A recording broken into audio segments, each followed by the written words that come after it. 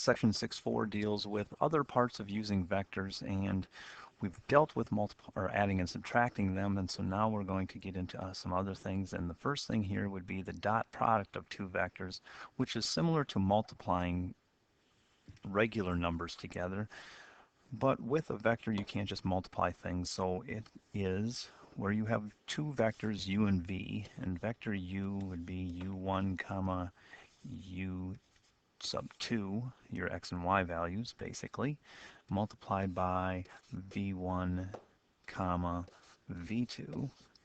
And so the dot product of those two things would be u1 times v1 plus u2 times v2. And so when multiplying the vector 3, 5 by the vector negative 2, 3, you would have 3 times a negative 2 plus 5 times 3. And since that is negative 6 and that is 15, the dot product, or u dot v, is equal to 9.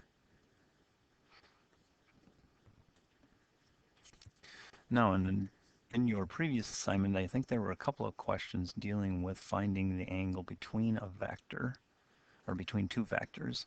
And so we're going to look at this as an example of how to do that again, because you're going to have to do some things with it in this section as well. If we have the vector 3, 5,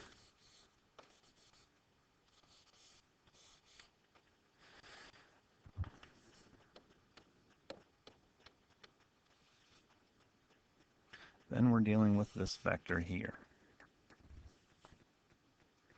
If we have then the vector negative 2, 3, we are dealing with this vector here. And so we need to try to find the angle between the two vectors, which we will call that theta. Now there are many ways that you can go about doing this. Typically people would look at this and say, well, I'm going to find this angle right here, because that angle would be using this side, and so we will call this one alpha, and so alpha equals opposite over adjacent, and so that's the tangent ratio. So alpha is going to equal the inverse tangent of the opposite over the adjacent. And in this case, the opposite side is going to be 5, and the adjacent side is going to be 3. And that angle then is 59 degrees. So an easy way to figure out the angle of any vector, the direction of it, is take the inverse tangent of the y value over the x value, basically. And so our other angle over here with this triangle, finding this angle, do the same thing. We will call this beta. Beta would equal inverse tangent of a negative 3 over 2. And that angle is approximately 56 degrees. And now since we have found those two, the distance or the angle from there is 180 degrees, so theta is going to equal 180 degrees minus 59 degrees and also 56 degrees. And so the angle theta is going to be approximately 65 degrees from there to there. A second way that you could find this angle is by using the law of cosines, by figuring out this magnitude and that magnitude, and then the distance from there to there, and then doing all that whole thing where you have c squared equals a squared plus b squared minus 2ab cosine of theta. this being C and that being A and that being B. And to figure out A and B, you would have to use 3 squared plus 5 squared in the square root, and that would be 2 squared plus 3 squared in the square root to figure out those sides. And then doing the same thing for that. This, though, I find to be a little bit easier than having to go through all of that to get there. Either way, you get to the same thing. Well, there is another way that you can find the angle between these two vectors, and that is using the dot product. And basically it's using the law of cosines and just rearranging some things. It's kind of along the same concept. Your formula for finding the angle between two vectors is taking u dot v and dividing it by the magnitude of each of those two vectors. So if we have these two vectors and we want to find the angle between them, we would say cosine of theta is equal to u dot v. So we're going to take 3, 5 and negative 2, 3 over the magnitude, which is the square root of 3 squared plus 5 squared,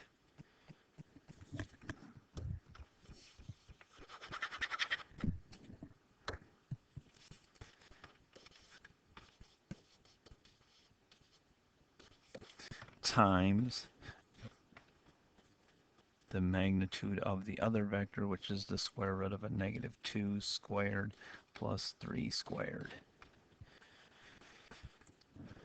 And so that turns out to be theta equals inverse cosine of, and u dot v is 9. This is going to be the square root of 35, and that is going to be the square root of 19 or 13.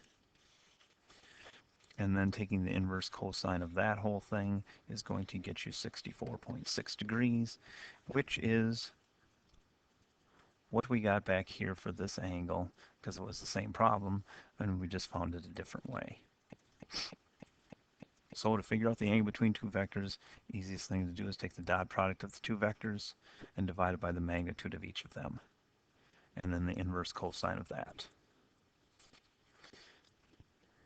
Now then, if we look at these two, and we want to find the angle between these two vectors. So this one here is 4, negative 2, and our other one is 3, 6. It's right there. So if we use our new formula, cosine of theta equals u dot v, so 4 times 3 is 12, and a negative 2 times 6 is a negative 12, over the magnitude, which is going to be the square root of 4 squared plus a negative 2 squared, times the square root of 3 squared plus 6 squared. Well, I'm not even going to mess with the bottom because right here 12 plus a negative 12 is 0. So we have 0 over all of that stuff. And 0 divided by anything is still 0. So theta is going to equal the inverse cosine of 0. And cosine is 0 at 90 degrees. And when you have two sides that are 90 degrees in a right triangle, they are said to be perpendicular. But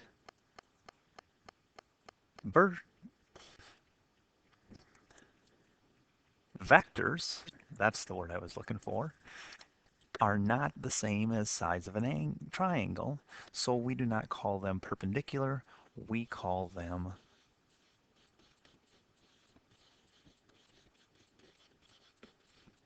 orthogonal. So vectors that are orthogonal have an angle between them of 0 or of 90 degrees, or the inverse cosine of those two vectors is 0. Or you can say that the dot product of the two vectors is going to be 0. If that is the case, where u dot v is equal to 0, then the vectors are orthogonal. Finally, the last thing that we have to look at for today is the projection of one vector onto another one. And so it's the projection of u onto v. That is how you read something like this here. It's the projection of u onto v. U onto v. And so there's a formula for it. And the projection of u onto v is u dot v divided by the magnitude of v squared times the vector that you're projecting onto the other one. So in this case, if we are using these two vectors 3, 5 and a negative 2, 3, first off, u dot v is equal to 9. The magnitude of vector v, oh, probably should tell you which vector is which. This is vector u, and that is vector v. So then the magnitude of v is going to be the square root of 13, because that's 2 squared plus 3 squared and the square root of it. And so then we have to take the magnitude squared, so the square root of 13 squared is going to be 13. So now we have 9/13 times the vector v, which is a negative 2, 3. And so then if you multiply here, now you're just distributing this to both those two things. It becomes a negative 18 over 13 and 27 over 13. And that's your new vector. Now then, how is this used? Well, with something like this. A truck with a weight of 5,400 pounds is on a slope of 10 degrees. Find the force required to keep the truck from rolling down the hill. So here we have a hill. We know this slope is 10 degrees. There's a truck on it.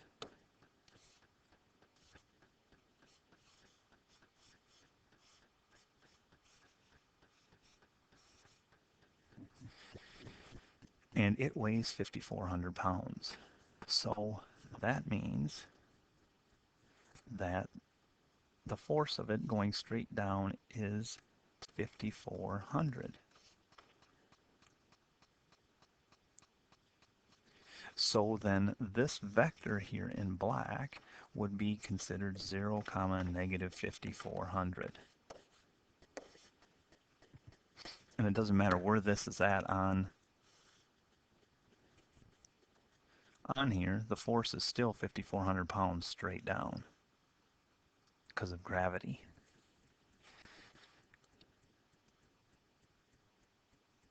Now then, this angle is 10 degrees, which then takes this being cosine of 10 degrees, comma sine of 10 degrees. That would be the unit vector where this is 1. So then we are projecting u onto v in this case. And so you would have 0,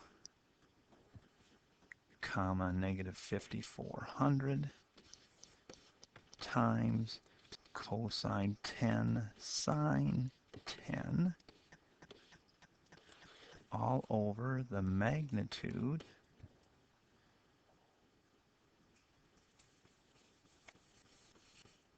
of v squared times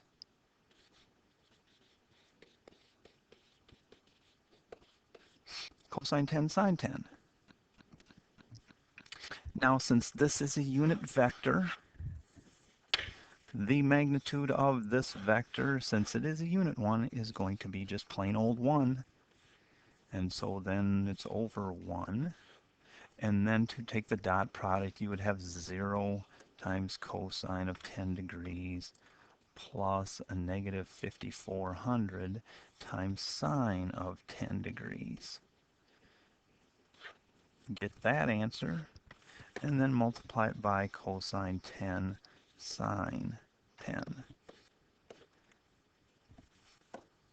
And so then you would have negative 937.7 cosine of 10 sine of 10. And this right here is the force required to keep that from rolling down the hill.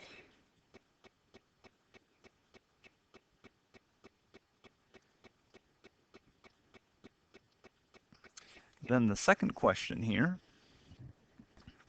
what is the force perpendicular to the hill, which would be this right here?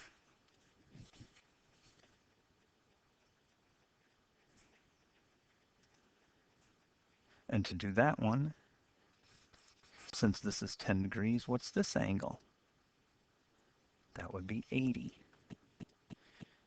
And so now you would go through the same whole process, except this would turn into 80 degrees.